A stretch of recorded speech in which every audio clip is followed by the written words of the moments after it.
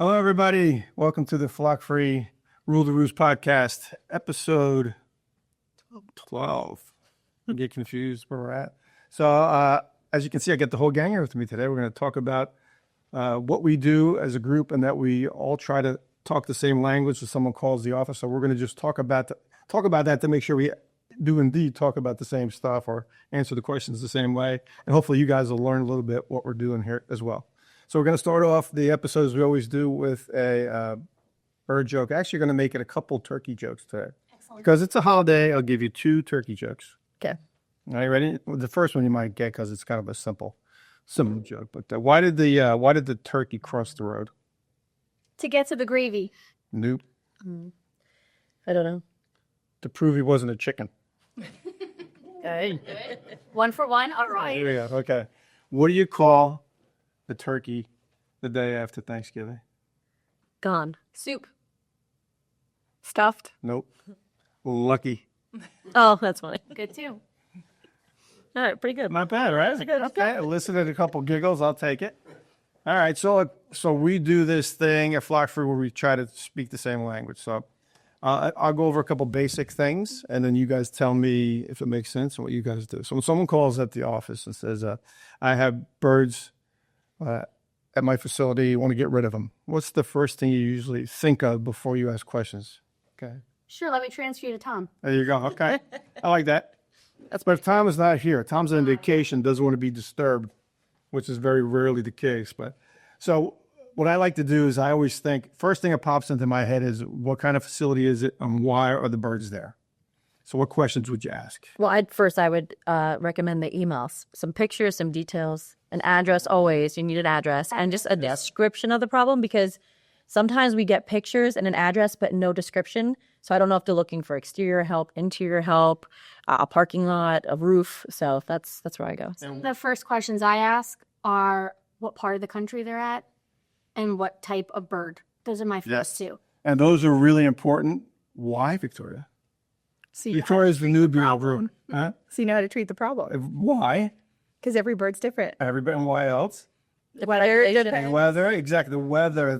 But state's important for regulation. Yeah, so there's Yes, that's states true. depending on what products you can use, but knowing the where it is really important because you treat properties like if it's in Florida, you can use certain products. You can use them year round.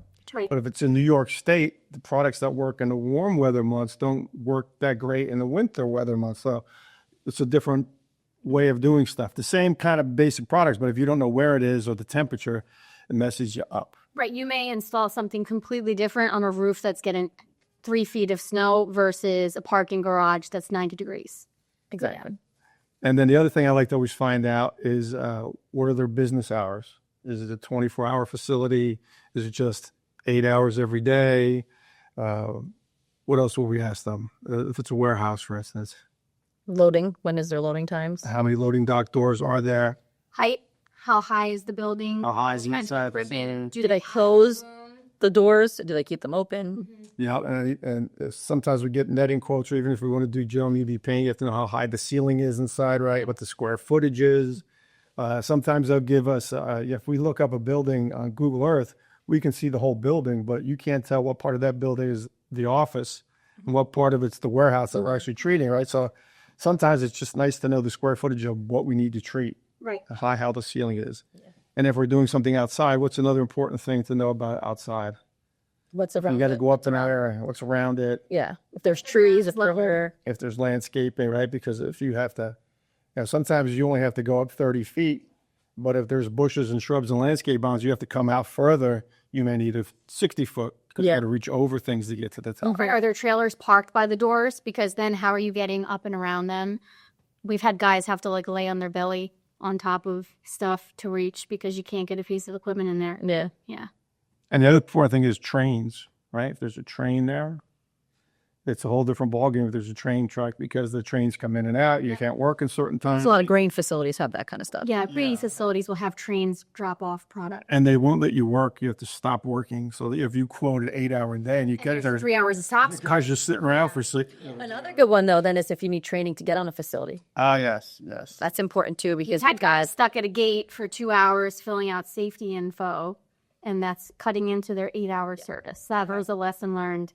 the hard way. Yeah. So now we always ask, can we take the video? Can we take the training video and answer the questions ahead of time? Or you just add another day for Or later. another day for that. But yeah, because sometimes you can't even walk on a facility without getting trained. And they've got walkways that you have to follow, and you have to wear certain equipment, your hard hats and safety glasses and all kinds of things, So all those things are important when someone calls up and says, we have a bird problem. So all that stuff comes into play, So the other thing too is people call up and they have birds on the facility, and we need to know what kind of facilities to understand why the birds are there. So what are different reasons that birds are there? Food, shelter.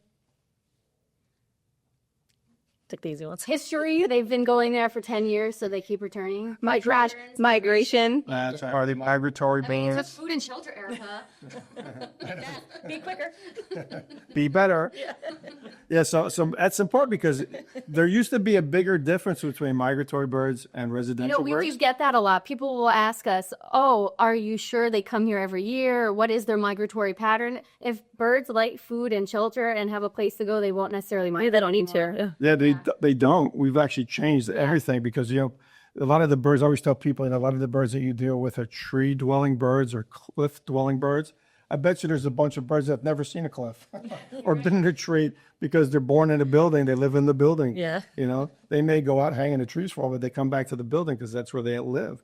So all those things are important. And there are certain places where the birds will leave for 6 months, 7 months, and then come back because they truly do still migrate. Right. And sometimes those birds are the most tenacious ones because they're used to going to a place and Mother Nature has ingrained in them, this is where we're going to make babies and procreate and the thing to do. And What we just say what species? That's like grackles, blackbird. Grackles. That's right middle of the country. Grackles are a beast. Flock comes. Yeah, they'll come in. Texas has them. Yeah. They've got this Riverwalk section that's lined with trees. I've been there. And those trees actually turn white from the bird poop in the ground underneath that. They clean every day. And it's actually something that can be treated. Tank mix and UV paint on the steady basis will teach those birds to stay away. But not everybody knows about that, But so that's some of the stuff we always talk about. It's always a visual with a consequence. I know you guys are tired of hearing it. And then you mix and match which visual with which consequence. But nobody knows that stuff, So when people suggest net, so I get this all the time. It's a big facility, they want to net. So why wouldn't you just net? Why would you never only suggest netting? Well, because the birds will just drop down below the netting. And we learned that where, right? I can think of several places, but Yeah. what do you have in mind? Yeah, the hardware stores that you work at. Right. Cut off the fire beams and they'll go down into the racking where they sell the good stuff like the seed. That's where we learned most of our stuff. We did a lot of work at hardware stores, and we would go up and see people applying gel, and it'd be gel all over the place. It'd be sloppy, messy, and you'd see bird feathers up there and remnants of dead birds, and That's why I give it a bad name, yeah. that's why. But I would like to correct one thing though. While netting isn't always our number one solution, we have plenty of customers who still, that is their exclusive goal, is just taking the birds out of the upper rafters. And so we're happy to successfully do that with the caveat that you're going to have Well, in some locations it works really well, and that's all you need. that will drive them out. But so we still do netting exclusion work with other things down below now. Yeah, and what I've figured out over the years is if you took a typical hardware store, any store where there's racking lined up underneath the netting or underneath the upper beams, when you net the upper beams, I can tell right away when I walk into a place if it's netted or not netted. Because if I go into a place, you'll see bird poo from the left wall all the way to the right wall. It's just a steady stream of it. The whole place is just covered with bird poop. Once there's netting installed, I can walk in there and I see if there's poop just right next to the racking. Caps or lights. But the area in between the racking is sort of clean. It's because there's netting because they can't sit up there anymore. So what they do is they sit on top of the racking and poop right next to the racking. So I could walk in and say, oh, there's nothing up above. And sure enough, there's nothing up above. But the interesting thing is, you're right, netting works great. It'll probably make a place 75% cleaner automatically, but you still got that 25% damage being done because the birds will drop and then poop on stuff and you have the same problems. It's sometimes even worse because then what happens is when they're sitting across the entire roof, they're pooping evenly across the entire roof, but then when you take those areas away, now they're concentrating on where the product is. Correct. And all the product gets wrecked. I mean, I've been in a place in Texas where there was a half inch of bird poop on all the pallets up on top, and And what happens is that it's always what came first, the birds or the rodents. Yeah. And we went to Texas to take a look at a job, and they're telling me they have a horrible roof rat problem. So I climb up on the lift, and I'm on top of this racking, and I see nothing but bird poop up there. I'm going, well, there's something going on here because this is all bird poop. And sure enough, this rat come running by about 1.5 feet long. Because Roof rats, they're called. How roof disgusting rats. is that? It's got to be a big. and they're gigantic, and they were living in the roof. Seagulls. They're actually And what happens is the size of yeah. So the pest control guys are Like a gerbil. The pest control guys, not like a gerbil. Or size of a guinea pig. I meant a guinea pig. For the size of it. Oh yeah, that's I right. meant a guinea pig. I know gerbils like they. Jeremiah, that's bad. There's a joke there somewhere, but yeah. So what happens if you have a problem at a store? What'll happen is the pest control guy will go, so you got a bird problem here. You know, birds are everywhere. Then we go and we think, man, you got a rodent problem. It's cyclical. The birds eat the bags. The rodents come to the seed. The rodents make them. Girls make a mess. The birds make a mess. Yeah. I think you Oh, we were just at a place. We were just at a place in Delaware, and we went there because there was a bird problem. But as I'm walking around the place, I see hundreds of mice scurrying about. I mean, 6 or 7 at it. It was unbelievable how many mice were running around. I'm thinking, oh, they got a bird problem here. And I go into the corner, and there's a mouse nest that's bigger than a basketball, just sitting out in the open behind some equipment. So it's always a combination of the two, because if the mice, so what happens is a lot of these stores that sell bird seed and anything that's pallets, they'll actually bring the mice in there. Because we used to go do a power wash and cleanup. And one of the things that we would do is we would take all the, anything that was broken or eaten into, we would separate that and stack it. And you would pull that bag up and there'd be mice in there nesting. Oh. So they bring the mice into a facility just because it's, there's mice everywhere. right. And so you never know what happens first. The mice get into stuff, and then the birds start coming in. Or the birds are breaking in, the mice come in. So it's always related. That's why now when we treat those kind of facilities, we do what we do initially. But then recently we started doing our tank mix spray. We added But rodent repellent to it. we also added a rodent repellent, and with the spray. So now when we spray from both because they are related, and you can't do one without the other. We've seen it. Remember we used to do the power washing at some of these stores, some of the interior garden centers, and we would literally go. Oh, the next. I was going to say to Tori, that's actually why we started with our closeout packages, because we would do a whole racking race that we'd pull out the broken seed, we'd palletize bags, we'd get rid of we'd discard like soiled cardboard that had like urine soaked stuff. We would pull out the nest, we'd do a whole beautiful job. We would take photos, but if a different manager was there the next evening, or I think sometimes there's less than 24 hours, we'd get a call and they would show you pictures of broken seed, a new nest, like sparrows and mice. They go at it hard within immediate after you cleaning. So that's why we really had to start documenting with photos. Happy to go back, but wanting credit for the work that we did do. Sure. We would try to we would coordinate it with the pest control company that was there. That's So a store operated forklift, so they could even get up the stuff real high and like really clean out the whole racking. But it's hard to work with another vendor and organize that. Yeah, a lot of times the vendor on site was under a lot of pressure because the place was so dirty and they're panicking. So they would bring us in to help them. So we would do the cleaning and do the bird control part of it.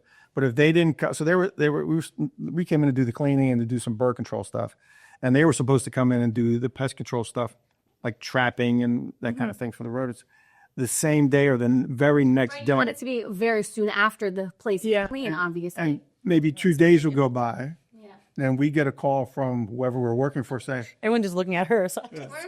I felt weird that I'm not looking at her. so we would get a call saying that the pest control company said that you didn't show up or do anything. Oh. So we would get thrown underneath the bus by the guy we're supposed to be working with. So I'd have to call him and say, dude, what are you doing? Don't you know what's going on here? And eventually we get on the same page, and then Well, it's not an us versus them. It's let's work together. Yeah. Well, that happens a lot in the industry until people realize we're just all shoveling the same bleep. Well, what happens too, if you have a contract to take care of 150 places, Right. they call you and they have an infestation someplace, you're going to jump on it quick because you have so much to lose. Right. So you're backed up against the wall and you're looking for any excuse to get out of trouble. And sometimes it just is what it is. Right. Yeah. You know, it's so dirty for a reason. You know, a lot of these places, there's best practices that facilities are supposed to use, whether it's a warehouse or store.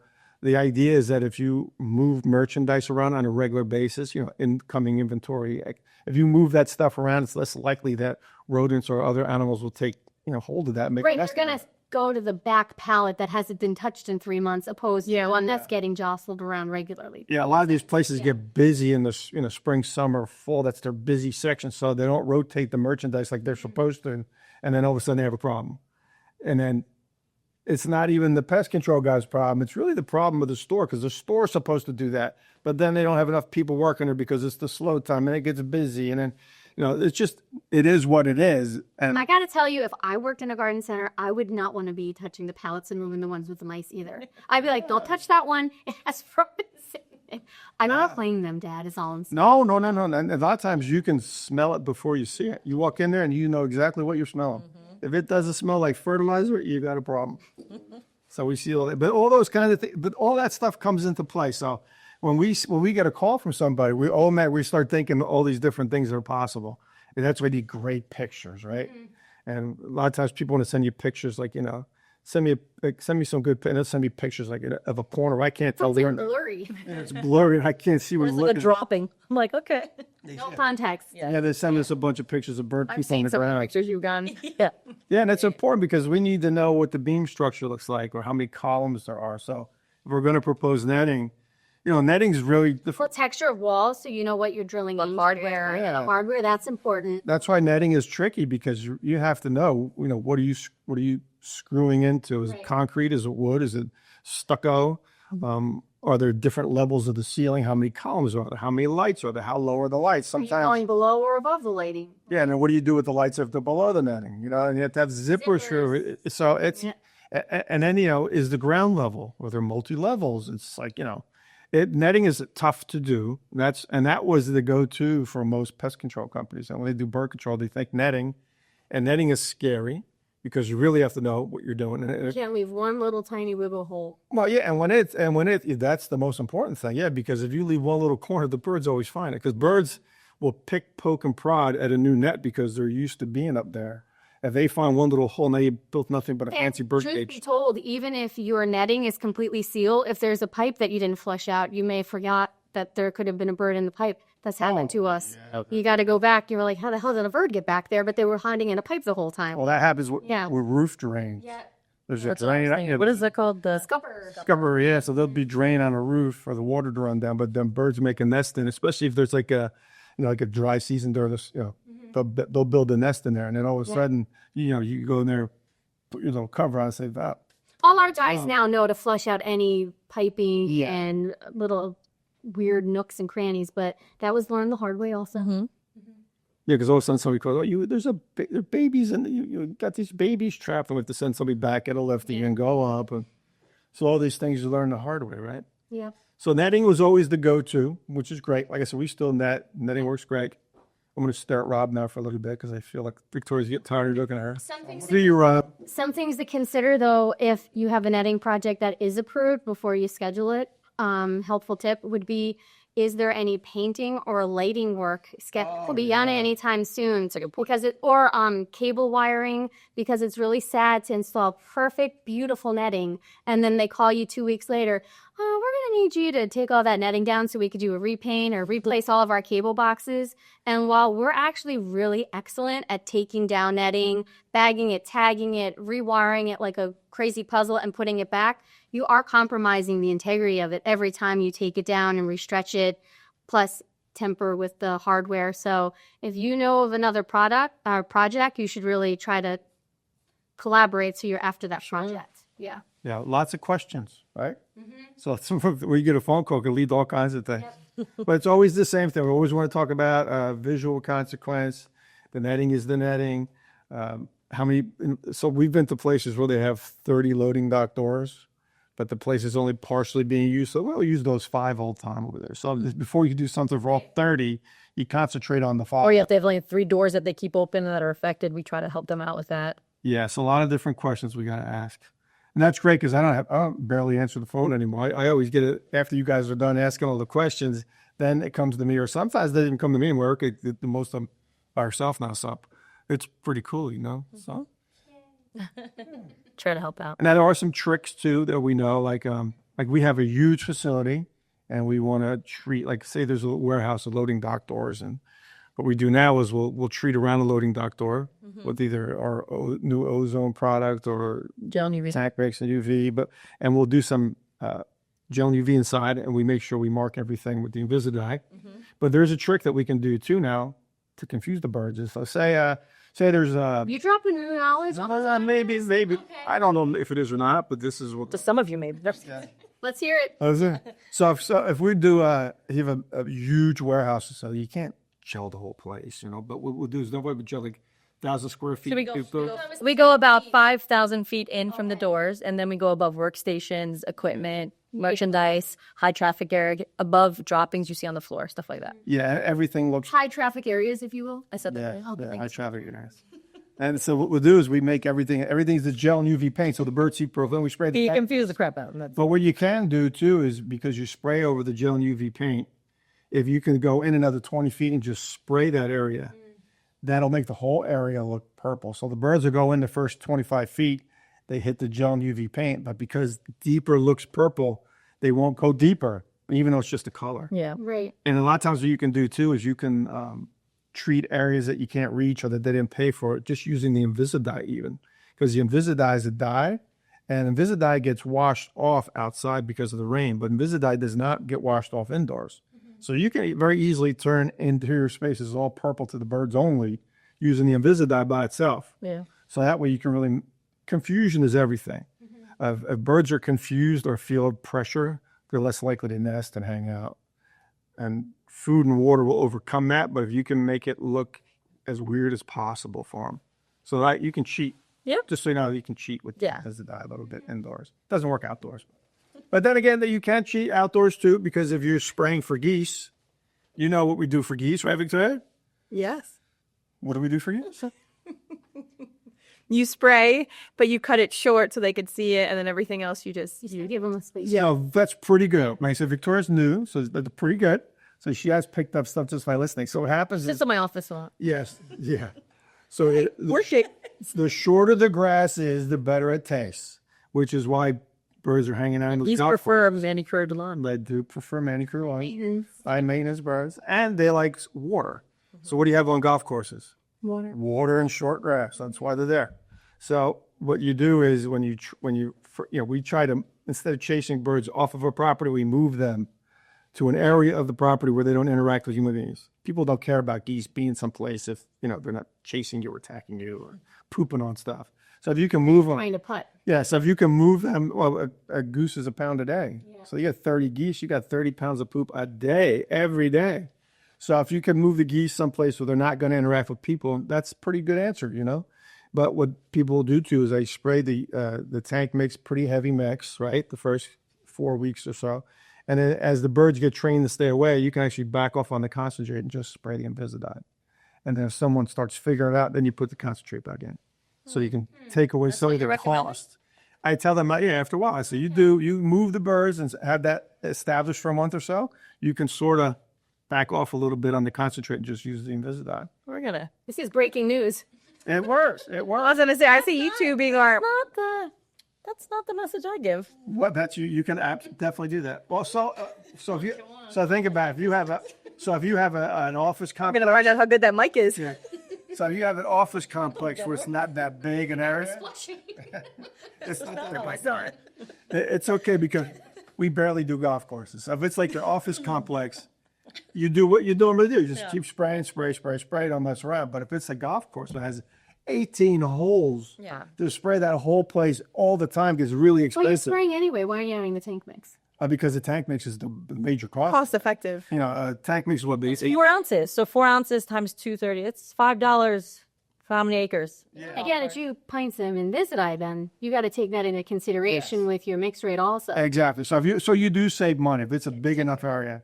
And these guys are working on tight margins sometimes. Well, that's it too. And a lot of customers now don't want reoccurring. So even though it's cheap, I get a lot of guys being like, "Hey, can you give me one?" I'm like, I can't give you one, but we can. Yeah. So I'll tell people go heavy with the concentrate because you want to chase those birds wet. But sometimes they don't spend money, don't have any money. Sometimes it's a town, they're really tight on money. So if they're tight and to help sell the job, then you can say, hey, look, once you train them, you can back off a little bit. Okay. And if they stay away, great. If they start coming back, then you got to do the concentrate again. But that $100 that you may save on an application is a big deal for some people, you know? Not everybody's flush these days. Things are tough. So that is something you can do if you have to Okay. make the job more sellable. Good to know. We have our, My time.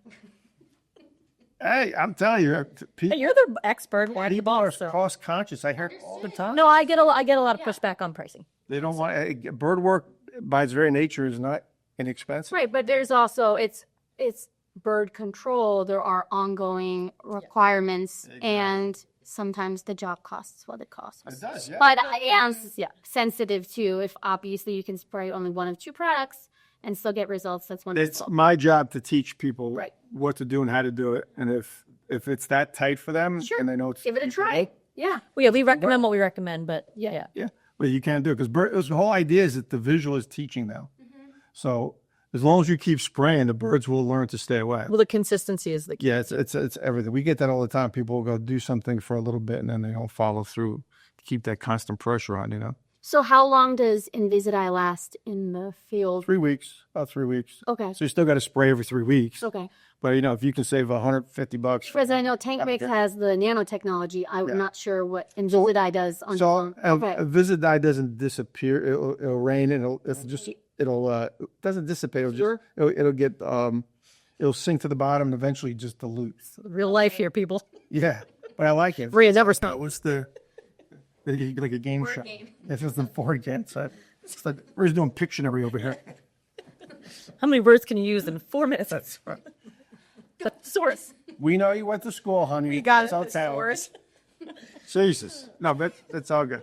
But yeah, so but we're all on the same page. We all pretty much talk about the same stuff there, you know. And like when Spike, Except when it comes to golf course. That was definitely not the same page. That was the opposite example. that's why we're having this little talk. Now you will be on the Same page. It's Messengers. well, you know, I'm very guilty of that because I talk to people when there's a problem. I got to come up with stuff. But sometimes I forget to tell you what I can't help That's with. very fair.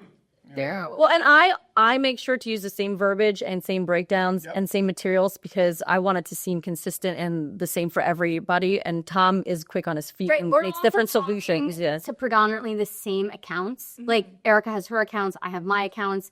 Tom's fielding questions from everybody. So I understand the message has to be fluid too. Well, yeah, and people ask me, well, how come? Why can I cut back? This is not enough money. But I get all the, you know, I get all the, it goes a little deeper because I get people that are really unsure of what they're doing. And they're not even sure of what I'm telling them is going to work. And then they talk about how much it costs. And a lot of times I have to even hop on calls and help sell the service to their customers. Right. I just tell them, hey, look, I'll be your bird control expert. Put me on the phone. And we talk about what they're going to do. And I'm just a manufacturer, but it goes pretty deep sometimes. Most of the time, the standard stuff, especially if you work with somebody over and over again, they kind of get it. But sometimes, you get, we're a company that paints underneath bridges. We have barges. The birds are sitting on the barges all night long pooping. And there's no electricity out there but for 3 hours a night. And we got to do something or they're going to shut us down. The insurance company won't cover our insurance anymore. It's like, okay. They give me like 30 things that we can't do something. And we still got to figure out a way to do something, So I get on a tugboat and take a ride out to that barge and hang out. I'm actually thinking to myself, I'm on a tugboat. It's like 5 o'clock in the morning. I'm on a tugboat driving out to this barge underneath the Delaware Bridge. And I got to watch where I'm stepping because there's bird poo all over the place and see if there's electric. Does the electric work? And I think what happened there was it's funny because we came up with a solution. We put hazers out there. Yeah, they had hazers and they had electric. And I think it was strictly for insurance purposes because they were power washing everything every day. Okay. The salt water and they were just cleaning everything. But the insurance company something was going on with them. So they bought the hazers, but I don't think they ever bought refill. So I think they got these machines sitting out there more for appearance sake than anything else. To show that they're more Or the job was done in 3 months and they didn't need to be refilled, one or the other. or not yet. Yeah, But we get all kinds of nutty stuff like that, that's fair. And they put so many restrictions on me sometimes. Yeah, we want to do it. We want to do it one time only. Customers not interested, any kind of reoccurring, but You're guaranteed. we have no electric, and they don't want to see this, they don't want to see that, and it's like, well, handcuff me some more, because we get lots of calls, which makes it fun for me. But we do come up with a solution. We Usually. do, It works pretty good. we always have something we can try, and we say, look, we can try this, and sometimes getting a little bit of relief is better than getting no relief. And we never oversell them. And we're always transparent. This is what we're going to do. This is the reason why we're going to try it. Yeah. Because a lot of times it is try. We have not done a barge before, that every even warehouse is different. And it's a different set of birds, a different set of hours of operation. Yeah, and I'm still learning stuff. Like we have our Surface Protect product, which we only sell for outdoor use because we tell people it needs to clean itself, because we put it inside, it doesn't clean itself, it gets dusty, it gets unsticky. If you have to get up on a lift or something, that would be, yes. In certain applications, we are forced to use it indoors. Yes. So you can use it indoors. Yeah, well, I was just going Our to, first choice. I was going to get to that because I never thought about doing it indoor. So we sell, Where's like steam coming out of our head? No, I just want to make sure it's covering all our customers. that's why we're here.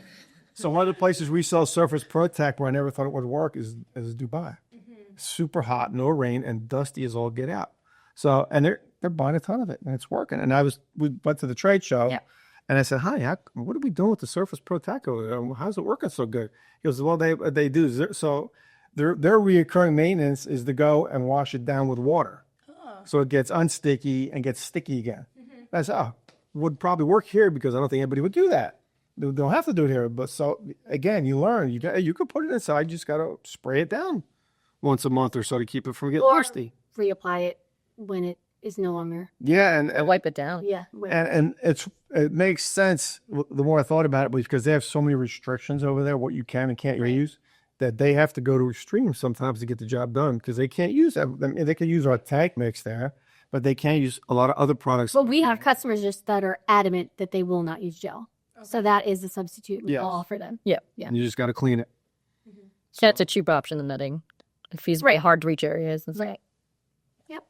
And then we do certain things like the vulture effigy. I get calls. So if someone calls you and says, "I got vultures," what do you tell them? Besides ask Tom. He looked at me first, but then turned to you. So that's Well, because I was used to. facing you. On our website, we offer a vulture effigy product. Yes. That's what you say? Sure. That's true. I'd really have liked to put traffic to the website. Yes. Check out our TikTok. I made a whole video about it. There you go. So today we'll make sure we're all talking the same language with vulture effigy. So Eric, what would you tell? I would tell them they would need a vulture effigy tank mix, and you would even actually spray the vulture effigy with tank mix to give it a visual. More visual. And when you also do UV paint on there? The tank mix has a visit. Yeah, I say that. But yeah, you could. And when you hang it, so how do we come up with the vulture effigy? I think there was studies done that they actually use dead vultures to scare off other vultures. Right? USDA, yeah. So it's sort of a scare tactic. Yeah. They'll think that it's not safe for them, so they'll go somewhere else. Yep. Because they're afraid that they'll become an effigy. And you know what's weird about they're a protected species, Okay. so you can't harm them in any way. And the USDA, what they would do is they have a federal permit. Well, they are the federal government. They would kill one and hang it up.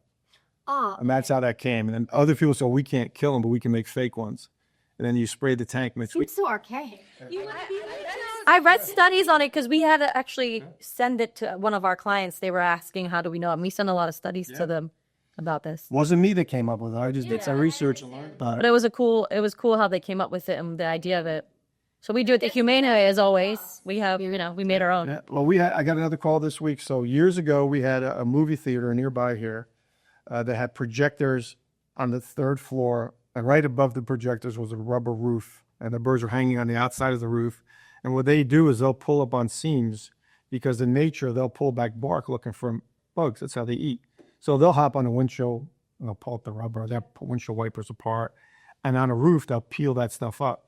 And what's funny is a lot of times juvenile vultures, the young males or young females, that they just to do something, they get aggressive. They start pulling stuff. Teenagers. It's like they're teenagers doing teenage crap. So we told them to do the same thing. Just happened. A different scenario. It wasn't a movie theater. It was the same problem. We told them to take the UV paint and paint all the seams because UV paint does dry clear. So we put UV paint on all the seams and we spray the heck out of the roof. 8 ounces per gallon, make it taste really, really bad, and hang a vulture effigy up. And the first thing was, well, our customers are going to freak out to see this thing hanging. I said, no, you don't have to hang it for people to see. They hang it just for the birds to see. So the bird could be out of sight from general public, but hang it someplace where the birds can see it. And our wings are very flexible. So they make that thing look all wacky out. And that's how we treat vultures. And it works.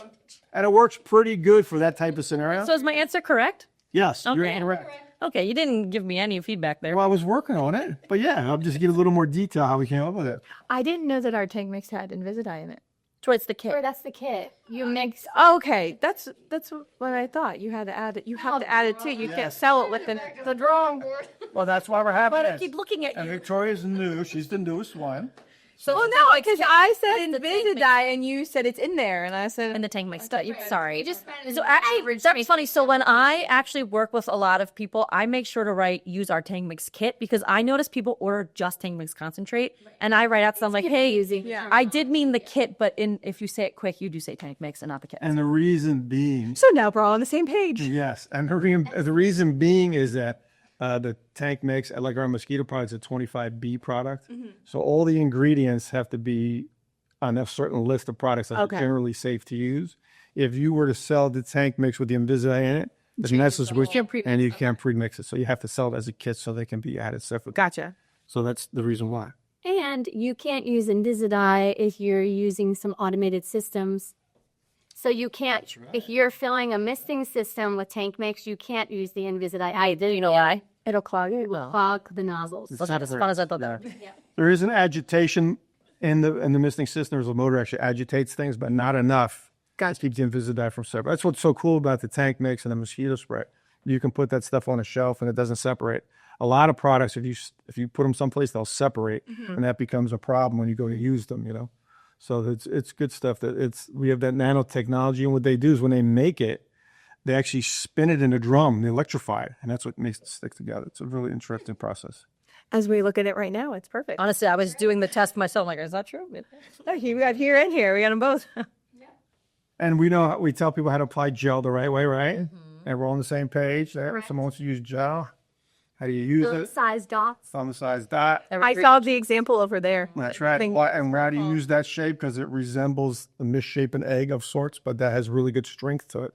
So even if it gets covered with dust, the bird will step through the dust and still get on them. It stays sticky. Yeah, I didn't know that egg part, but I know that if they touch it, it'll re-stick. So the egg is like one of the most structurally sound things in the plant. That's very strong. I know that. And that's why you try to emulate that. But when you're putting it on, you try to make it egg shape if you can. But Okay. a decent triangle, like Hershey Kiss thing. Yeah, as I said, I don't get egg. You get cooking, which we were. On back. Easy tissue. Because this stuff is very sticky, so you have to be careful how you apply it. But that stuff will last 6 years that way. Yeah. And people were used to zigzagging it on, and it wouldn't last for a year. Well, yeah. It'll get dusty and dirty, and birds get stuck on it, and then, bad name work, Bad name. as they say, bad name work.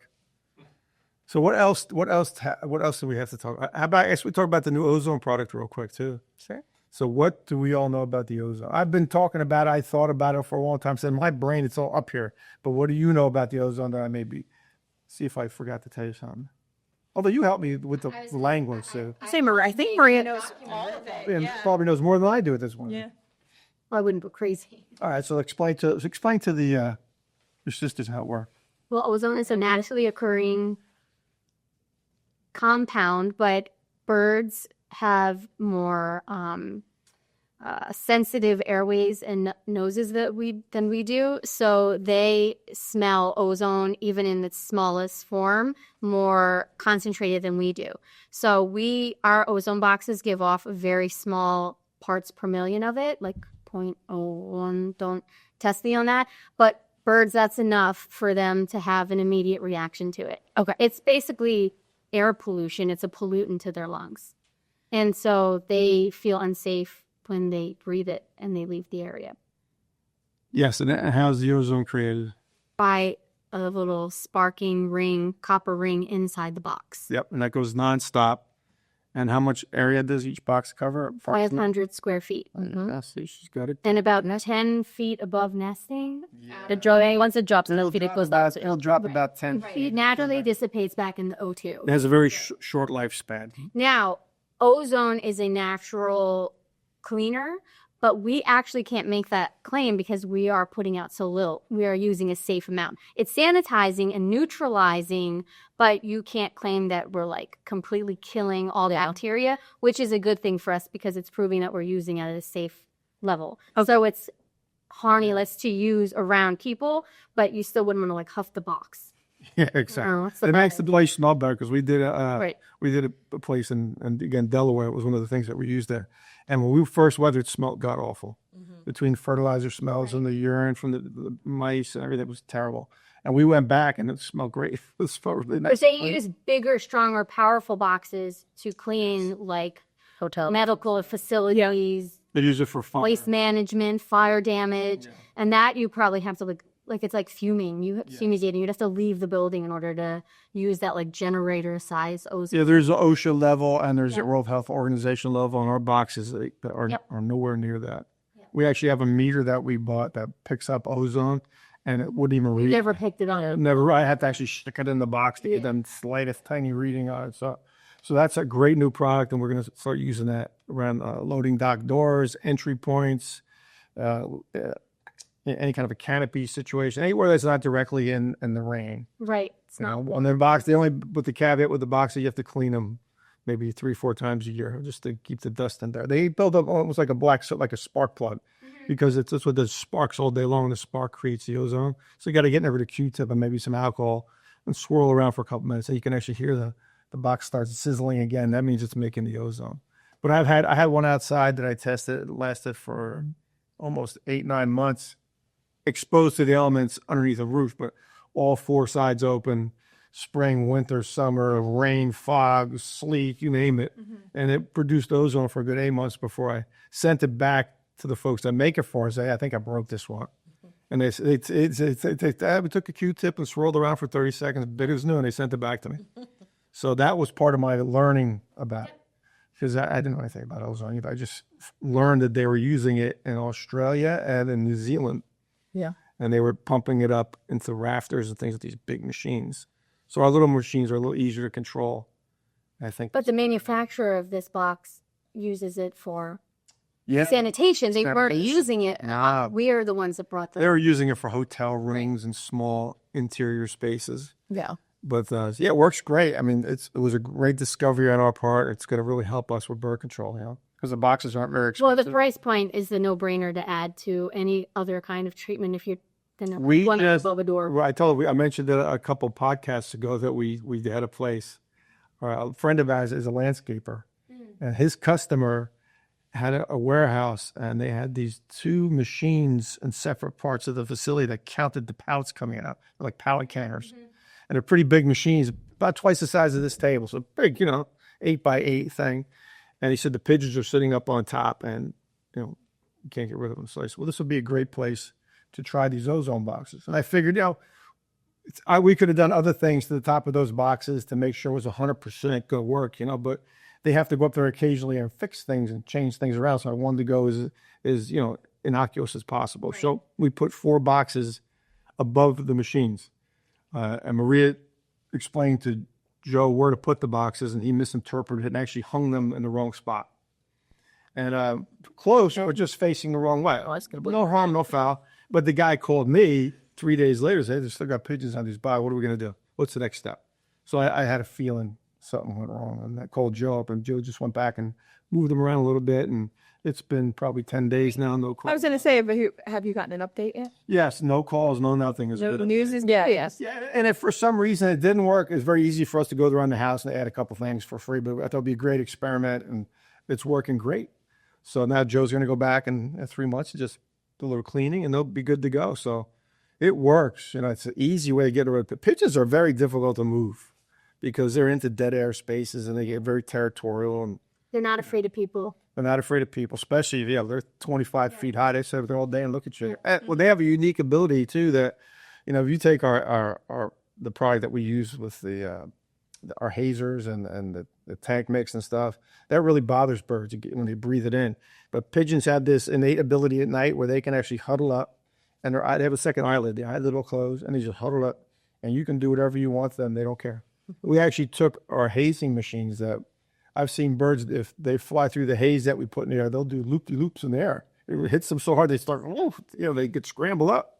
But you say to take the same pigeon roosting, and I took one of our hazers and put it right underneath it. That stuff went up there. It was engulfed in it. You could care less. Well, that's why, though, we recommend taking away their sitting spots. That's why I use the gel and UV. That's why I use a combination so that to breathe it in. Yes. And that was learned early on. Yeah. Because the guy that actually sold us on the hazers on using that fluid was a guy from Australia. And he was a great sales guy. He'd make the whole room laugh and stuff. He had a whole shtick, it made me laugh. I believed him too. So, yeah, we're going to do this. Hey, let's go. So we put this. And here we are. There we are, making fun of that job. It didn't work. Well, he had this thing where we were going to take so we were going to create a haze, which is something that's lighter than air. You look skeptical about what I'm just listening what's coming. I don't know. So and the haze is lighter than air, right? So it floats. We're just hoping you're not saying that. No names. No names will be mentioned. No birds were harmed. Yeah. So anyway, so his idea, and I didn't know any better at the time, was going to take this haze that goes into the air, dissipates, bothers the birds. He was going to stick it in pipes, go like an inch round, and we were going to run these pipes all over the top of the building. Okay. And then every 6 feet, we're going to put holes in the pipes. So we're going to hook the hazer up to it and put on a timer. Kind of like hazing irrigation system. Exactly. Yeah. So let's get this lighter than air stuff, and it's going to go through these pipes, and it's going to come out the pipes. And we did this in the fall. And then what happened was very quickly, it got cold out. And when you put pipes on a roof, they contract and expand during the day because of the hot weather, cold weather. So the first thing that happened was that the pipes were falling apart. Pipes fell apart. That's why it wasn't working, because the pipes fell short. So I put the pipes back together again, and still wasn't working. So what we did was I went and I said, something's not right here. Because I'm at the very end of this pipe system. There's nothing coming out of these holes. And then I did a little research. And what happens is if you take something coming out of a nozzle that's lighter than air, that dissipates naturally, and you stick it in a pipe that's an inch wide and stick it in a pipe, guess what happens within 6 feet? It turns back into a liquid. Yeah. So it was like a totally bogus, baloney way of doing it. But he said he had done it in a bunch of places. He sold everybody. We sold it to one of our big customers. Yeah. Yeah, I remember. So we had to scram.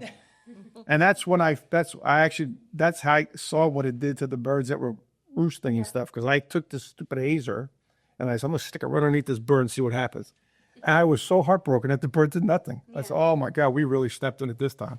I got thousands of dollars of pipes on this roof that are falling apart. Ain't chasing the birds away. What are we going to do? And that's how we made our own hazer. And we just had to roll up our sleeves and figure it out. And we had to remove everything from the 2 stores that we did, build our own machine on the house, reinstall everything on the house, and make it work. And that got us onto the road of making things and machines. And so now when someone shows me someone else's hazing machine, and nothing they can't tell, there's nothing they can tell me about that I don't know. I know how it works, why it works. If it works great, I know why it works great. But sometimes that's how you learn. Yeah. You just got to step in it. Yeah. And you got to go, uh-oh. And you can either run and hide from it, or you can figure it out. So we figured that out. And that's how we got to where we're at. But those are funny stories now. Yeah. I mean, at the time, you wanted to throw the guy off the roof. Because you saw his bullet. We were actually on the roof with the guy. And Paul and I talked to him. So, see if this guy can fly. Of course. Does the haze affect you? Yes. This pipe will. Imagine that you sell somebody $80,000 worth of stuff and you realize it's just a smoke show, So You could probably be in a Netflix documentary now. yeah, especially if we threw them off the roof. Well, we didn't. I'm off the roof. We're humane in all ways. Always. That's right. That's right. So anyway, those are some of the things that we all talk about. So what else? What else do we talk about that we have to get on the same page? About that time? Yeah. Had enough. You're way past that time. This is How's our time limit to this? Usually 20 minutes. I guess you could do a 2-parter. We're okay. Fiesta, so we start a joke. I mean, this is riveting to me. I just think we're on the surface. Okay. Awesome. In that case, we're going to wrap it up.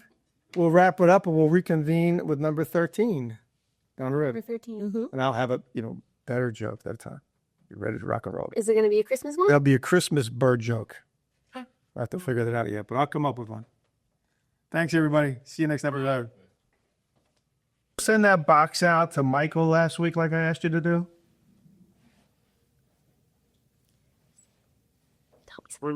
Remind me, Michael. Michael Jones for A.B. Burkett. No, you never. No, you never told me anything about that. Are you sure? Yeah. We're on the podcast, and Mike just called up and asked him if we sent the order out or not. So you're live on the air right now. Okay. What were you sending him? Turkey vulture. A turkey vulture? Yes. Maria's left. So A turkey vulture with some cranberry sauce.